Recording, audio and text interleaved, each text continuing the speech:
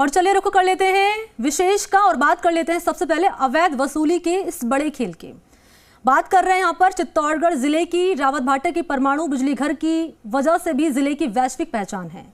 यहाँ निर्मित बिजली प्रदेश ही नहीं बल्कि देश के कई हिस्सों में पहुंचाई जा रही है। लेकिन हैरानी की बात यह है कि रावतभाटा परमाणु बिजली घर की इकाइयों में सालों से गरीब ठेका श्रमिकों से अवैध वसूली का बड़ा खेल चल रहा है, जिसमें कुछ लालची ठेकेदारों की वजह से गरीब मजदूरों के सामने अक्सर रोजी रोटी का संकट खड़ा हो जाता है। ये खास रिपोर्ट देखिए और ये पूरा मामला समझिए।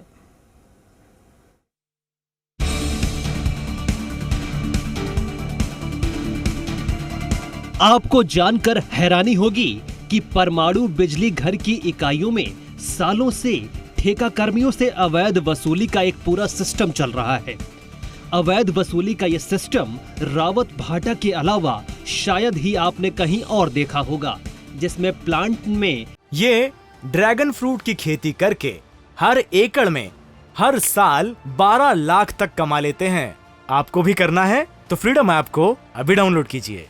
ठेका लेने वाले ठेकेदार कुछ प्रबंधन के गिने चुने अधिकारियों से साठगांठ कर गरीब मजदूरों का शोषण कर रहे हैं। ठेका कर्मियों को काम पर लगाने की एवज में उनसे 15 से 20 हजार रुपए की वसूली की जाती है।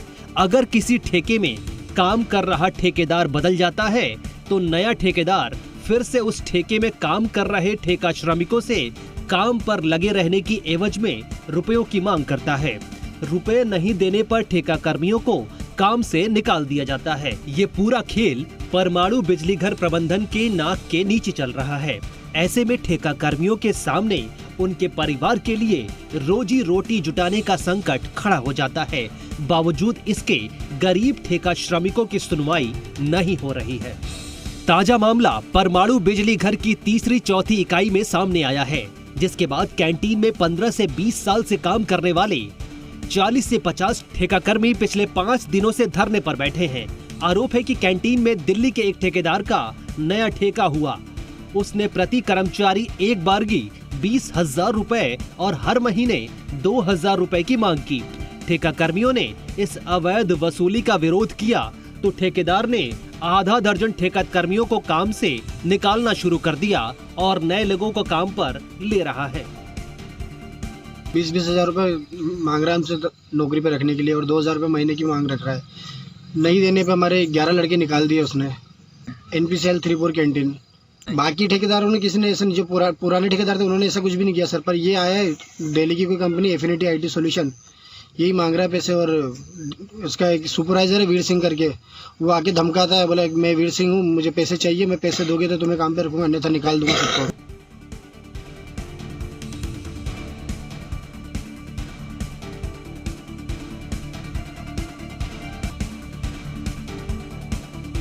यही नहीं, इस तरह के एक दूसरे मामले में परमाणु बिजली घर अस्पताल में ठेका व्यवस्था में काम करने वाले 1 दर्जन से ज्यादा वार्ड बॉय और सफाई कर्मचारी स्तर के ठेका कर्मियों से हर महीने 1,000 से 2,000 रुपए की वसूली की जा रही है।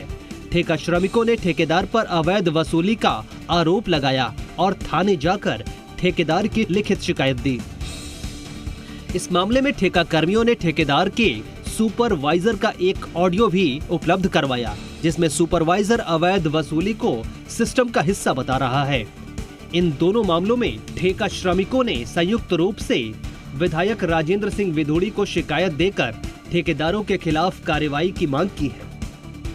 इनका सुपरवाइजर है सेठू भंडारा, ये हमसे आके बोलता है, बोले कि हमें 1,000 रुपये चाहिए पर आदमी से, तो अगर आप 1,000 रुपये नहीं दोगे तो आपका गेट पास नहीं बनेगा, आप अपना काम दूसरी जगह ढूंढ लीजिए।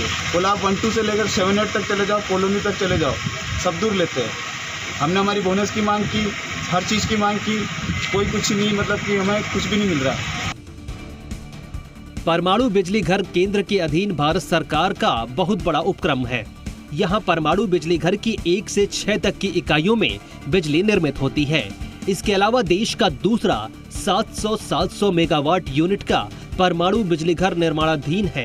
परमाणु बिजली घर केंद्र सरकार के अधीन है, इसलिए यहाँ केंद्र की नीतियों के अनुरूप बिजली घर की ओर से ठेका श्रमिकों को वेतन के अलावा PF, बोनस, स्पेशल अलाउंस और अन्य सुविधाएं मिलती हैं। लेकिन ये अधिकांश ठेकेदार खुद ही डकार जाते हैं। कार्य करने वाले सभी ठेका कर्मचारियों के साथ इतना शोषण और इतना अन्याय हो रहा है कि यहाँ के ठेकेदार उन्हें काम पर लगाने से पहले 20 से 50 हज़ार की मांग करते हैं और काम पर लगने के बाद उनसे हर महीने 3 या 4-5 हज़ार रुपये की जो भी है इस तरह की मांग करते हैं। यहाँ तक कि इनके ATM कार्ड, जो कि इनका पेमेंट, जो इनका वेतन जो इनके खाते में आता है, उनका ATM कार्ड भी ठेकेदार अपने पास में रख लेता है और ठेका कर्मचारी के हर माह आने वाले वेतन से ATM कार्ड के जरिए उनका पेमेंट निकाल लेता है 3 से 5 हज़ार रुपये करीबन। ठेकेदारों ने ठेका श्रमिकों से वसूली के नए नए तरीके बना रखे हैं, जो इस प्रकार है। नियमानुसार काम के पश्चात ठेकेदार को ठेका श्रमिकों का वेतन उनके खातों में ट्रांसफर करना होता है। वेतन खातों में आने के बाद ठेका श्रमिकों को राशि लौटाने में आनाकानी न करे, इसके लिए उनके ATM, बैंक पासबुक और साइन किए हुए चेक पहले से ठेकेदार के पास रख लिए जाते हैं। वेतन मिलने के बाद ठेका श्रमिकों पर मासिक बंदी देने के लिए दबाव बनाया जाता है। जो ठेका श्रमिक राशि देने में आनाकानी करते हैं, उनके संयंत्रों में प्रवेश करने वाले गेट पासों की डेट रिन्यू करवाने की एवज में राशि लौटाने का दबाव बनाया जाता है। जो ठेका श्रमिक राशि नहीं लौटाते, उन्हें काम से निकाल दिया जाता है।